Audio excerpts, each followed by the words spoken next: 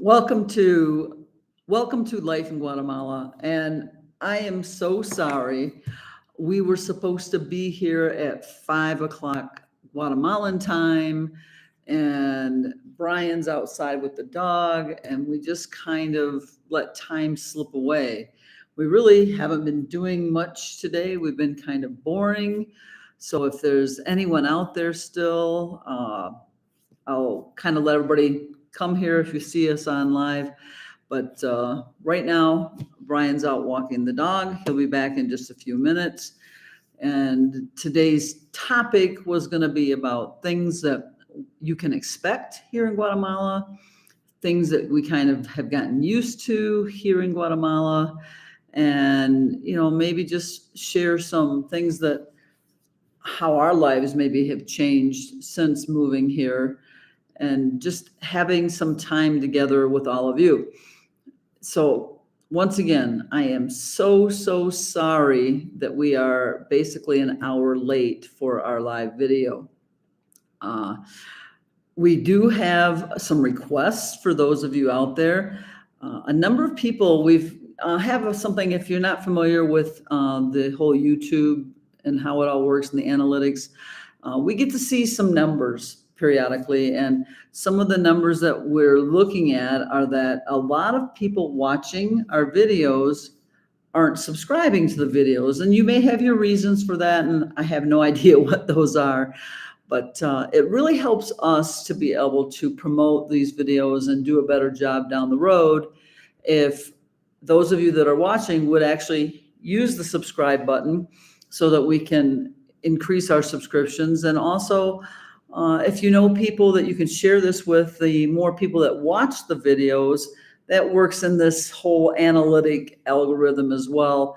And at some point, we can increase the way we're doing videos and how we're doing them, and make them hopefully better for both us and those of you that are seeking information as an expat here in Guatemala.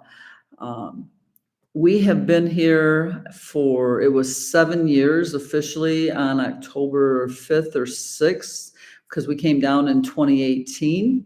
And we've been trying to put out informational videos for all of you, simply so that we're trying to think, what would we have liked to have known?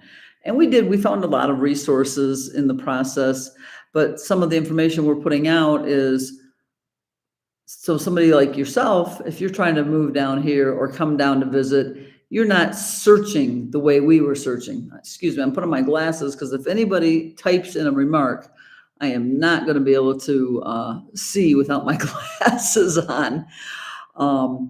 If you're here, and once again, I cannot apologize enough for being late. If you're here, if you'd go ahead and introduce yourself and let me know where you're watching from. If you've got any questions or anything like that, let's go ahead and start this. Brian will be back in just a few minutes. And he just came downstairs and said, I thought we were supposed to be doing a video. And I was like, oh no. And now he's outside with the dog. But as I mentioned earlier, our goal is to present information to all of you before you want to move down here, before you want to visit down here. And Brian's got a couple things he really wants to address in this video, so I'm going to wait for him to get here before I start that. But these are things a lot of people have asked us about, some big topics. Health insurance. What do you do for health insurance? What do you do for the doctor? What about you get sick or you're injured? And we have a video on that, but we will be trying to update these things as things change. But that's always a big one. Money. How do we get our money from the United States here? Because I currently am collecting Social Security, and Brian is getting ready to collect in March. And so we are set up so that our money does go into our accounts in the States, but we have a way to move the money here. And we'll go into that a little bit more in depth as well. What about speaking the language? Because Brian speaks pretty good Spanish, even though he'll tell you it's not very good. My Spanish leaves a lot to be desired still. And some of that's, it's my own fault. I don't want to study. I haven't been studying. And I bumble my way through. The people here are so generous and they're so helpful, and they will tell me, "Oh, I understand you," even though I've used the verb conjugation incorrectly, or I've said you when I mean me, or I've said her when I mean she. Things like this. They're so gracious and understanding as far as helping get you through. But that being said, there is a great relief when you know what you're talking about and when you know how to say what you want to say in the correct language. And do not depend on them knowing English, because a lot of people here know English. A lot of people here speak really, really good, clear English, some even with very little accent. But what I have discovered as Americans, especially, and I'm sure this is worldwide and it's in every language, but as Americans, we have a really bad habit of speaking in idioms.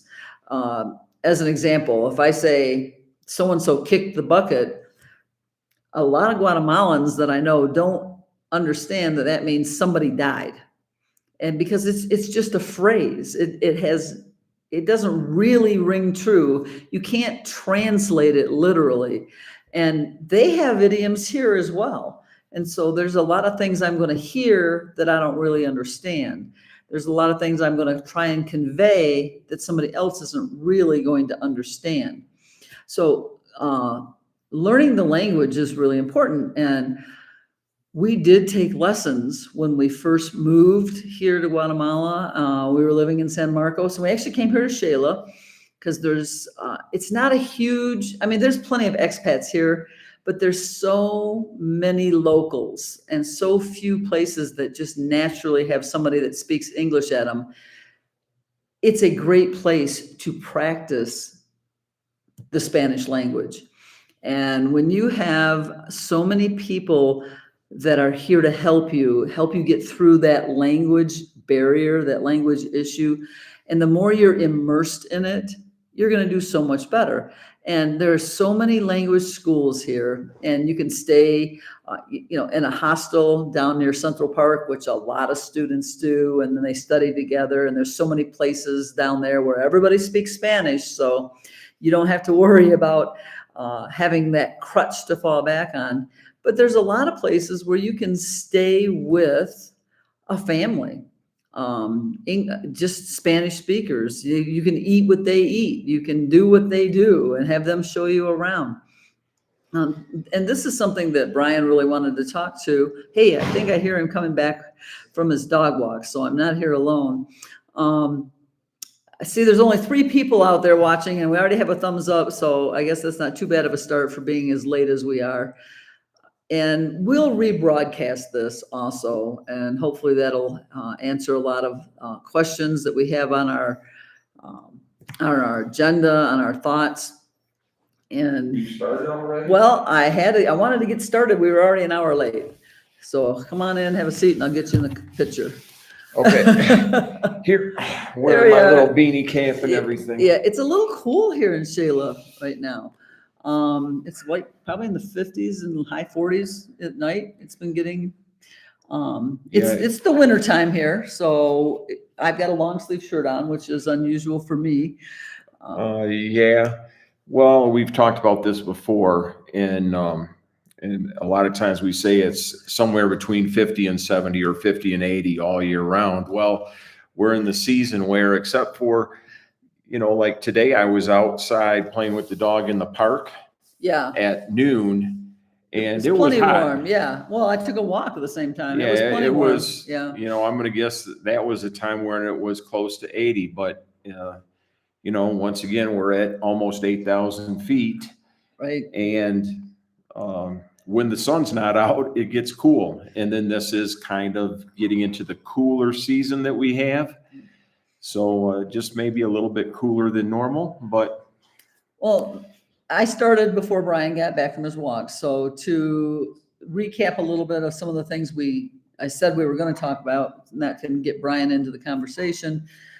A lot of people ask us about healthcare. A lot of people ask us about money exchange, how we get our money here. And we talked about using this video as things to expect when you either visit or move here. And one of the things I talked about was knowing the language. And Brian he had a conversation with his old Spanish teacher just recently, which reminded him of the kind of expectations we might have, especially as Americans or foreigners from Western countries when we come down here. What is your expectation of Guatemala? Do you have an expectation? What kind of house do you think you're going to live in if you stay just to study Spanish, as an example, and live with family? Or because you've heard videos like ours that say you can stay here for, and live for $1,500 a month. Or less. Or less in some cases. Or more. So that's part of what we're getting around to, right? Right. Anyways, I was talking with my old Spanish teacher just 3-4 days ago, Yeah. whatever. And part of the thing that came up was one of her students came and said, "Hey, do you know somebody here named Devin Bryan? Because I've seen their YouTube videos." And unfortunately, we were out of the country at that time, so we weren't able to talk with them or anything like that. But as my teacher was telling me, she had the impression that they were not very impressed with the accommodations they had. Now, they signed up through some kind of Spanish school, One of the Spanish I think, or schools. something. And a lot of schools here offer what they have is called as homestay, where through the school, you also have some accommodations booked with a local family who are Spanish speakers. So, Right. This is part of the thing and why it can be good to study a foreign language in a foreign country in general, or here for Spanish, is they have full immersion. So you come here to a country where the majority of the people are going to be speaking that language. So you can't kind of fall back on English.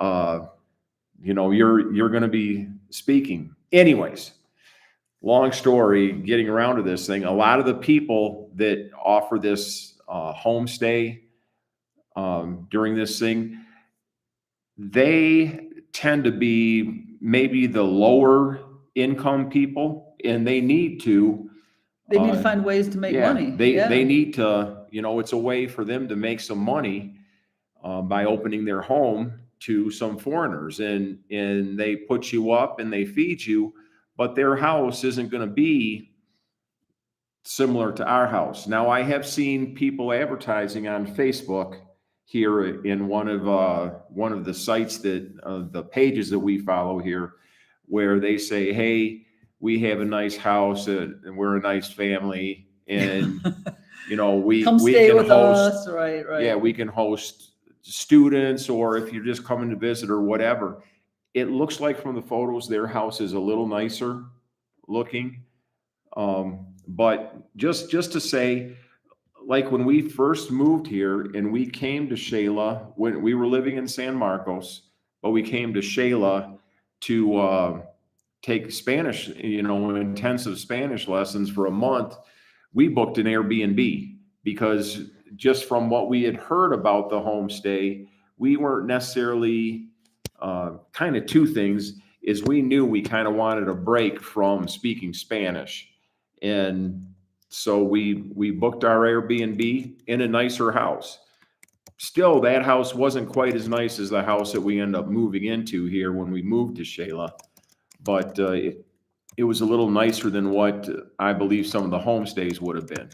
So just to give people a heads up that you can get, and going back to my Spanish teacher, she had a student who, when he came down and took lessons with her, he stayed in one of the nicest hotels here in Xela because he didn't want to be in, staying in a house. So he stayed in Hotel Boniface, which is a nicer place down by Central Park. It's an old, I'm going to say it's like a historic hotel, and I've only been in basically their lobby once, but it's supposed to be very nice, very upscale.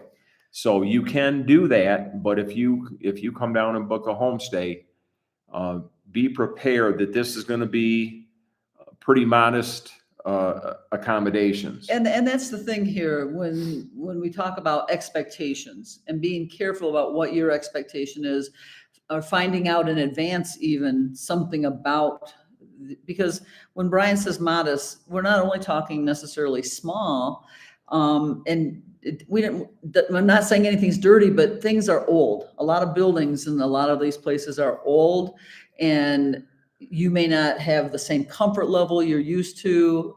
The food is going to be very typical in many, many cases. And even when they're offering you something that they think is special, you might look at it and wondering, how is this special? But it's something that they're offering you, and it's a cultural thing, and they're doing their absolute best.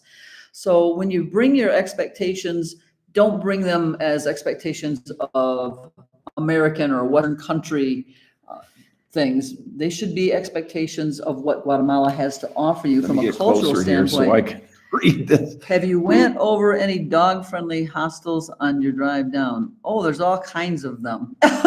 We have not gone over them, but You mean on our drive from the United States to here, because we can't really, the very first place we stayed in Mexico, and we were relatively still close to the border. We only drove maybe an hour or two into Mexico. It was a little longer, but it's right But one of the first main cities, and I can't even remember the name of the city, but it's kind of northern Mexico. In the town, good-sized town, started with an M, and it was highly recommended on the road in Mexico. On the road in Mexico. Page, or on the road to Mexico, whatever the name of that Facebook page is. And a gentleman by the name of Bill Bell runs that page, and they've been running it for years. And so that place, we stayed in a recommended hotel that did accept pets.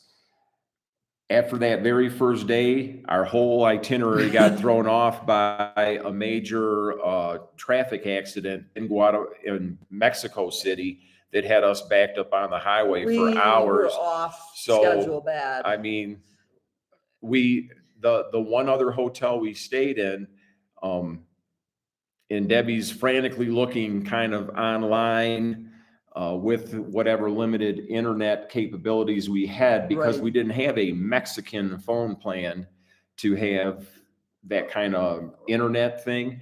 And the one place that in some small town that said they did accept pets, by the time we got there, they said they don't accept pets. And the guy said, well, maybe try this place around the corner. And that lady said, well, no, we don't accept pets either, but let me see what your dogs look like. And we talked to her for a little bit, and she was petting on the dogs, and she said, yeah, you can stay for the night. So they allowed us to. As far as pet-friendly hostels, on our trip down here, we don't really know about that. But we will tell you what was recommended to us like 7 years ago. I can't speak for today.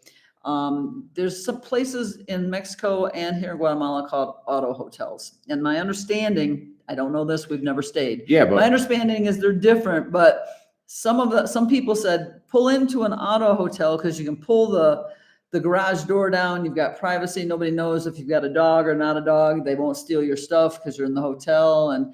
But they're kind of sex places from what we understand. Yeah. I don't know that there's the best place to stop. In my opinion, if you were staying in there, from what's been described to us is kind of like what we would call a no-tell motel in the United States, someplace that a couple would rent for a couple hours.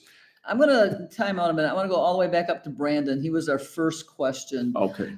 He asked about, he said he's seen our live streams before, so thank you, Brandon. He's from North Carolina.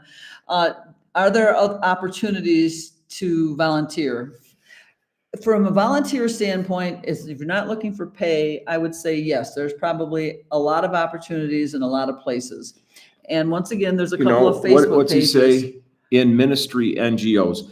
So did Chuck and Robin, they have an NGO, right? Yep. Okay. So, and so these are friends of ours, and also Mike and Arwen. Now they're not an NGO, but they whatever, work for they're one. working in a ministry. Yeah. There's plenty of people down here. I'm going to say, and let's back up just one step back. We're talking about Christian ministries because we're Christians. Our friends down here We have the a little foreigners missionary group that the foreigners that we tend to know down here and hang out with, they are actual missionaries here. And I'm going to say every one of them that we are, personally friends with, they would definitely accept help, volunteer volunteers, help, yeah. or Have they're access going to to people. know, it's like through what they're doing, they're like, hey, we've been helping out at this place.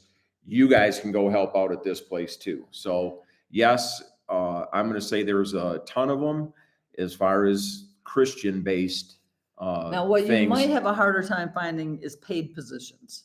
Well, he said volunteer. Yeah, I know. He didn't say paid. I just brought that up. If there was something you were looking for, paid positions though, and even volunteers, there's some Christian schools here that teach on the American school system in English in a lot of cases, and they're looking for oftentimes people to teach or to help in the classroom. Yeah, when I'm looking around on some of these Facebook pages related to Guatemala here, a lot of the people that do say they found or they've had job offers or they've found a job in Guatemala, they tend to be teaching English or teaching some subject in English in a school here that teaches on it's like full immersion for their students. The 90% or 100% of the classes are all in English. So well, let's go back then here to the Gochu Chi. I hope I didn't screw up your name. Goku Chi. You asked about the dog hotels, and then you said your wife says the same thing. So evidently you're familiar with the term auto hotel and what those are. Are you planning to come down, visit, or move with a dog, or just questions that you wondered if we'd gone over? Because I don't, we've talked about it a little bit. Oh, she's from here. What part of Guatemala is she from? So, but these are some things we're trying to open you up to, things to expect in Guatemala. Traffic can be different. Xela. Well, that's where we are. So, all right. Well, anytime you're down here, let us know. We'd love to send a message and let us know when you're down here, and we'd like to meet up with you and absolutely have a coffee or chit chat or a lunch or whatever. I was in the middle of some of the things that people that are coming down here for the first times, the very first times we came down here, I can remember actually saying out loud, I will never drive in this country. And that was just being in a bus from the city all the way to the Department of San Marcos and the winding roads and the mountain roads. And just to clarify a little bit, that was before we had moving here was just maybe a little bit of a dream or something. It wasn't a set in stone thing. Once we decided to move here, we did rent a car. Yeah, even before we moved here. And drove around and just like a lot of things, you just need to get used to it a little bit because we were from the Midwest, long, flat, straight roads. And everything's north and south, east and west. Sometimes driving on hairpin curves and steep inclines and declines as you're going up or down a mountainside can be a little nerve-wracking, but you get used to it. Well, and just like for any of you that are from big cities, city traffic is always more frustrating. No matter how many times you've seen rules broken or things done incorrectly or whatever, you still seem to get a little frustrated. And I would think by now I would stop saying, why would he do that? Because everybody, people don't make left-hand turns the way we're used to making left-hand turns. It's not all people, right? It's not all people. It's not every driver. It's not everybody, but there are the occasional. And I see, we have a lot of construction near us, and there are people that have decided that going the wrong way down a one-way road is easier than going all the way down and turning around, or driving on a sidewalk, or parking on a sidewalk. I mean, these are just little things that we don't see that much of. Sure, people break the rules everywhere, but I see a lot more of it here, and when you're busy or in a hurry, it can be frustrating. So I don't know that you see any more of it, because this is my impression, this is my recollection of living and driving the United States. We speed. Oh, yeah. And it's very easy to speed because the roads, like I said, a lot of places are wide, flat, not much traffic. So it's very easy to commonly go 5 or 10 over the speed limit and whatnot. Down here, there's not that much speeding, but there's other things. There's plenty of speeding. It's just at the right times, or yeah, well, there's not very many straightaways to do it either. One other thing, there's not that many speed limit signs here. Yeah. It's hard to know what the speed limit is on some roads because they don't have speed limit signs every 200 feet or at once a mile or whatever on the highway. It's right. So who knows if we're speeding or not. The traffic police here don't pull you over for speeding the way they do there either. Yeah, the way they patrol the roads here is a little different, and police the traffic and stuff is a little different than the United States. So what else were you saying there? We did talk about the houses when you come down to visit or to take Spanish classes. Right. Just be aware that if something is really, really cheap, there's a reason why it's really, really cheap. Most of the time. Also, something I mentioned early on before Brian got back from his walk. We have videos on our health insurance and our ambulance plan and everything, but I just want to reiterate to anybody moving down here. The first couple of years, we didn't have any health insurance, and we did fine. We paid out of pocket for a handful of things, and doctor's offices, office calls, and that kind of thing is considerably cheaper than what we would have to pay, even with our copay in many cases. Well, now when we first were down here. Yeah, but at some places we had to pay like 300 quetzales for a copay. $40. Yeah. Back home with our insurance, our copay tended to be $20 or $25. So a little bit more to pay out of pocket here than what our copay was. Yeah, but we were also paying for a monthly cost, except for what you had at work. But once you got out of work, we were paying monthly that we didn't pay here. I know that once we decided we needed to sign up for USA insurance once again. And the reason why we decided on these insurances is because when we very first moved down here, we didn't really have many health issues. Right. We didn't have any kind of chronic issues or whatever. So we came down and we're just paying out of pocket like a lot of foreigners here do. They come down, it's one way they're saving hundreds, if not thousands of dollars a month from living in the USA is not paying a health insurance premium. So we did that for a while, but then as we were down here for probably 5 years, by the time I finally said, you know what, let's look into getting some insurance. And then we found a reasonable, we'll call it a major medical plan here. Right. And for the two of us, we were paying just over $100. Just over $100 a month. A month, right. Which I thought was really reasonable. And in our 60s, right? Yeah, and it's a good thing we did it because we did have, as we talked about in that other video, before we had the insurance is when I had my kidney stone, right? Right. We paid for that out of pocket. And we paid that whole thing out of pocket. And it was, how much did we decide that was? Almost $5,000. $5,000 US dollars. Yeah, around. And that was a couple nights in the hospital, the emergency room. Yep. And everything. I stayed 3 nights in a decent hospital room. We went to a private hospital here, not the public hospital. Now I could have went to the public hospital, would have been considerably cheaper.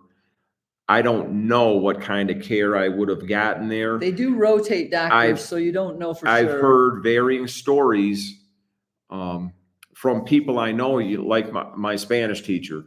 She said, no, if you go to the public hospital here, you do get good care.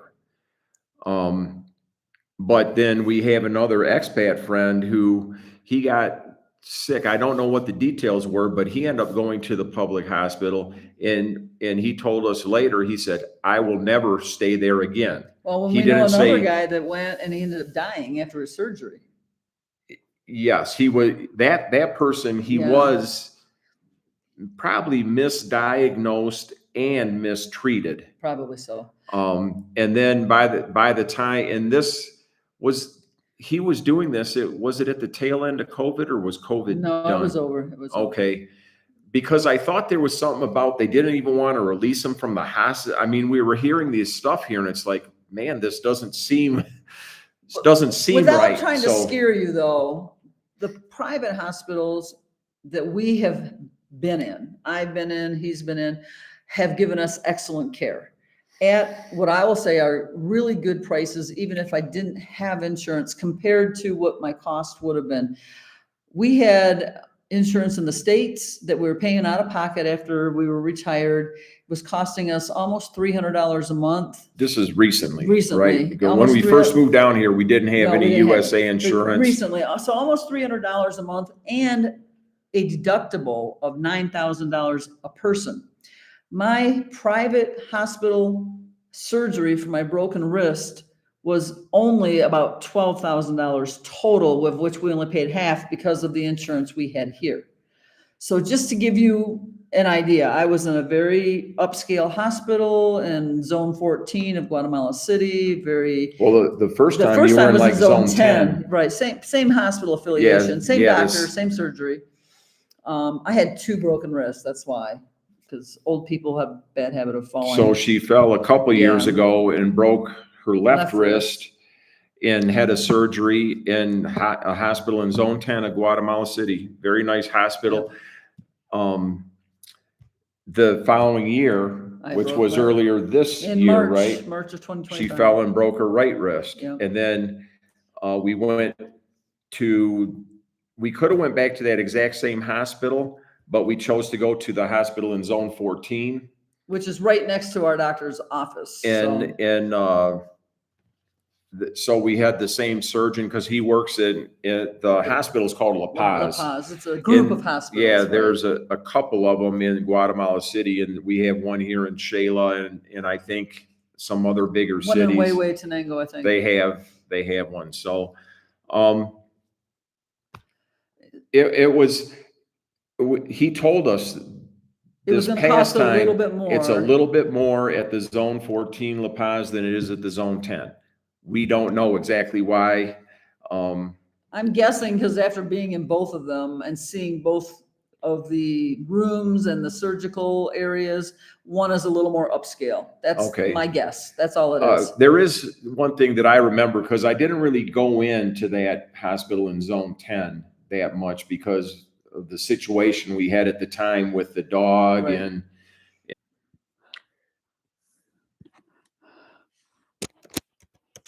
Let's know if we are back. and it's not even that cold here. Okay. I think we're back. I think we're back. We moved into the other room. Hopefully we have a better connection. Yay, seems to be working. We're not frozen anymore. So something else that I want to talk about briefly, we talked about money. Like I said, I'm getting my Social Security. He's going to be getting his Social Security in a few months, and we have it sent to a U.S. bank account. And even in moving down here, we were moving money from the USA monthly to Guatemala our bank account. here, the bank that Debbie set up for us, came down a month before we moved here and was able to open a bank account at a local bank here in Guatemala, which is something that, this is another question we see on some of these expat or Guatemala Facebook pages, is people are always asking, how do I get money here? I used to do it this way, and then something changed. The transfer fees went way up, or they quit allowing a certain amount of transfer, or whatever. And so what we do Yeah, And when we very first came down here, we tried a couple of different services like right. Remitly. Well, I never had much luck with Remitly or Wise or any of those because of whatever it was taking to get Zoom was approved. another one. Zoom was the one I used. XOOM. That's the one I used as part of PayPal. I used that one a lot initially, and then when he went to a state that had a Wells Fargo bank, we opened an account with Wells Fargo. Well, here's the thing that happened. Um, in general, they worked, but they weren't super reliable. And we had, more than 1 month where we were kind of, hey, we thought we transferred money. Our US bank said it went into the service. I'll say Remitly. I don't know for sure, but it got transferred to the Remitly thing, but then we weren't getting a way to get it here in Guatemala. Right. And then Remitly saying, well, it's not on our end, it's their end and your end and whatever. And trying to navigate that stuff, it's like finally we said, let's find something more reliable. And that's when we had heard through a number of other people living here that Wells Fargo has some kind of tie-in or connection with a Guatemalan bank, our bank, right? Well, I don't think they're tied in with it, but they have an international transfer, Yeah, like but some of these other services. okay. But whatever, it's like Wells Fargo shows up on the GYT No, it doesn't. site or No, it doesn't. GYT. So No, I had to add both banks to Wells Fargo. There's no connection. okay, well, I had to- that shows you how much I was involved in. I'm in that charge of the stuff. financial stuff. So, He just says, But "Where's my money?" anyways, we had heard about these things, and so we decided, well, let's try this. And ever since we went to that, we've Had zero problems. never had an issue moving money back and Right. forth. There's other people. There's a bank here. Is it Banco Industrial that they actually have some branches Yeah. in the United States It's or BAC, something. and they're not truly BAC? connected. People have said, "Oh, it's the same," because it's not the Okay, same. so it's though. not the same. Well, that just goes to show you the things that you read online aren't always true. No, they're So- not always true. And people use Charles Schwab accounts because they get reimbursed on their ATM fees. Some people just take money out of their ATM with their debit cards from their US accounts, and they don't mind that they have a $4 or $5 fee once a month or whatever they need. The next question that just came up on here: how do we not get gringo price on housing, food, and merchandise? Sometimes we do. But normally, we've been around long enough now. When I go to the market, people aren't looking at me and saying, "Ooh, I can get more out of her." In most cases, we've had occasions where I believe I'll use the term gringoed. But on a whole, people are pretty good people, really. And one thing, we don't live in the tourist that's true. place. And there are definitely some times where they try and get more money out of us because they can see we're foreigners, or as soon as Debbie opens her mouth, because she might blend in a little bit more than I do. Not really. But as soon as she opens her mouth and starts speaking Spanish, they immediately recognize, well, Spanish isn't her first language. And so then here's my take on it. I kind of have an idea of what I want to pay for something.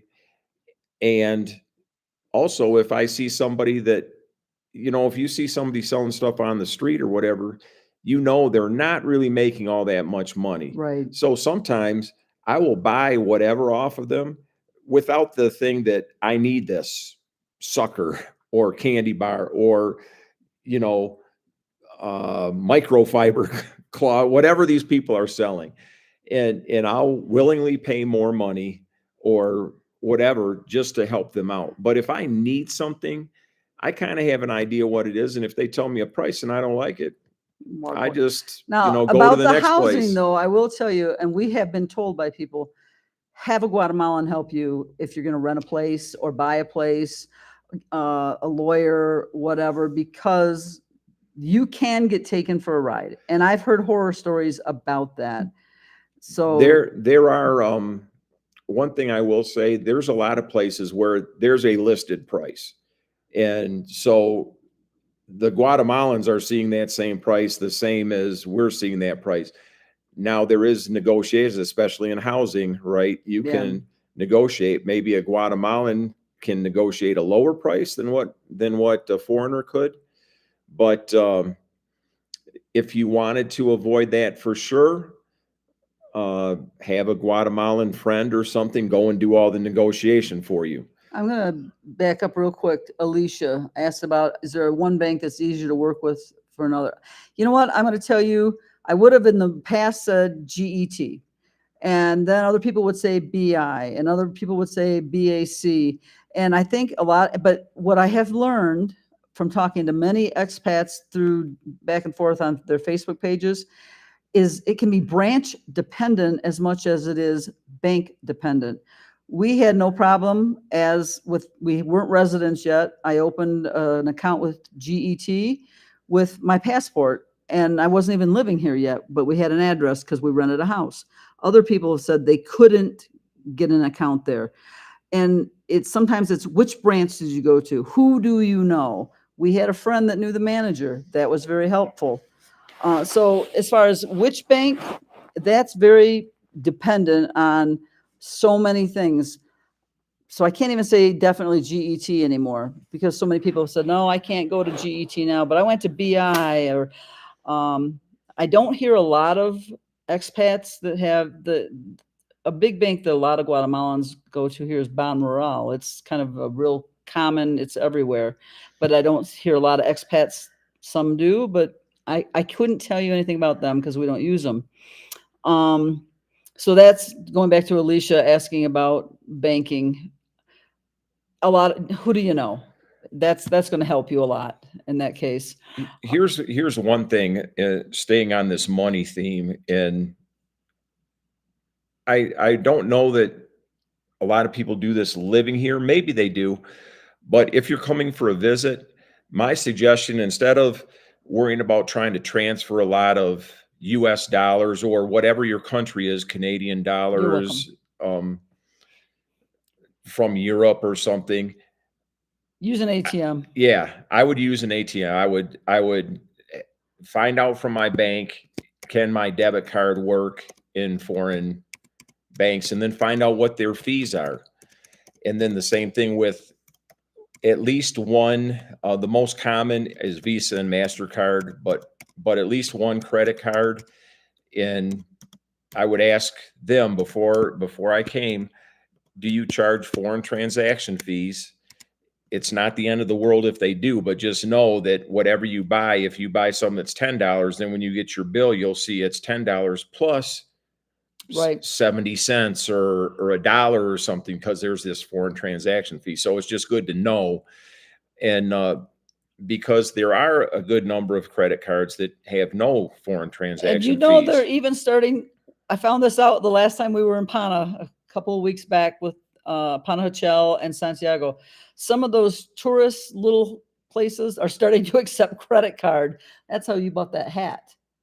They took a credit card from you to buy that hat. Well, yeah, Santiago. a lot of, so this is a world, well, yeah. I can't say worldwide, but this is definitely an international thing, is so many places now, they have that little credit machine, card, point of use sale machine or whatever that, they can type in the amount on it and then touch your credit card or stick it in the thing and it bills your credit card. And it's, anyways, getting back to that, instead of trying to bring down cash and worrying about exchanging it, what's my exchange rate? I believe that most ATMs give you a fair exchange rate when you go and put your debit card in and withdraw, right? Would you say that? Yes, as long as you know, if you don't know enough Spanish to read, I'm going to tell you some of the machines, ones that are yellow and blue that say 5B, we call them Cinco Bay, they have a screen that comes up asking if you want to accept their exchange rate. You need to say no, and you'll still be able to do your transaction. You just have to wait until the next screen, and now it's your own bank's exchange rate, which is a whole lot better than what they were going to give you. So, yeah, but Betty, the ATM rate, if you say no on the first screen and you get back, it's almost 7.6 right now. So that's what I have found. but you have to know to say no on that first screen, because their exchange rate is horrible. So if you're only coming down for a visit and you don't, because I know exchanging money in the States before you come down, at least from the bank I used to go to, it wasn't worth it. You lost a lot on the exchange rate. The same thing if you exchange at the airport, you're losing a pretty good hunk at the airport. When we saw that exchange place in Pana, they were giving 7 versus 7.6. Yeah. So, it varies. What are you willing to give up, I guess, is the key for convenience. And I think my cost of an ATM fee is $4 here and $4 in the US. So whatever I take out is going to cost me $8. And I can take up to 2,000 Q, which is $260. But that's not in general the way we're getting cash. No, that's down not here, how we right? get it. We get it through a transfer from Wells Fargo. I can transfer up to $5,000 a week, which I don't, but I can. And it costs me $5 every time I do a transfer. And that's one fee. That's not one fee. One from Wells Fargo. Anything and one from $100 to $5,000, that's one fee for $5 with Wells Fargo. And some people, like I said, they use Charles Schwab is a big one because they refund ATM fees. Like Ryan said early on, check with your bank. Make sure, what are your foreign transaction fees? A lot of stuff you can just buy with your credit card. And I don't know if we finished talking about how to not get gringoed on prices, but we kind of said how, food, we go to a grocery store primarily. So I'm not worried about it there. Yeah, everybody's paying that sticker price. Yeah. There's no negotiating Yeah. at the grocery store we go to. It's a chain grocery store and there's a Walmart here. So we're not worried about that. If I go to the market, I think they see us in there, even though I don't go a lot, but they see us. We walk up and down the streets that we're on, and people know we're part of the neighborhood, so we don't really worry too much. And I felt the same thing when we lived in San Marcos. We actually lived in this little tiny, little area. Community, I guess I'll call it, or whatever. And we were out walking up and down the streets every day, and we would say hi and stuff, maybe have a little chit chat with a number of people up and down the road. So they knew us as living there. Right. And, once again, not a tourist area. They're not there trying to hawk their souvenirs. Right. To the, unknowing foreigner. Well, also we're friendly. We talk to people. The one guy, he asked me, he was an older couple upstairs in the Mercado, and he had a $5 bill or something, and we bought it off of him with quetzales, and we chatted with him. Him and his wife have been up there selling fruit and vegetables for years. Yeah. So being friendly and smiling at people, even if you can't communicate all the way, goes a long ways in helping you, for sure. Now, if you're in a tourist area, like Panajachel, like Antigua, some of the little villages around the lake, no matter how nice or cold you are to people, they're going to follow you. They're going to try to get you to buy stuff because they're trying to make a living.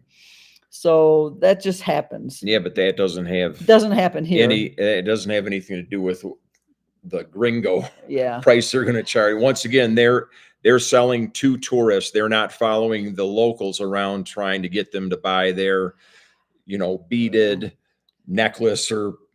Let's do a real quick, just a quick list of things you can think of off the top of your head, things that you would maybe not necessarily expect or need to get used to the idea or expectation living here. I mentioned a difference in traffic. Sidewalks on a whole are either non-existent or not very well kept. So be careful walking. Don't wear heels when you come down to visit necessarily, unless you're really good.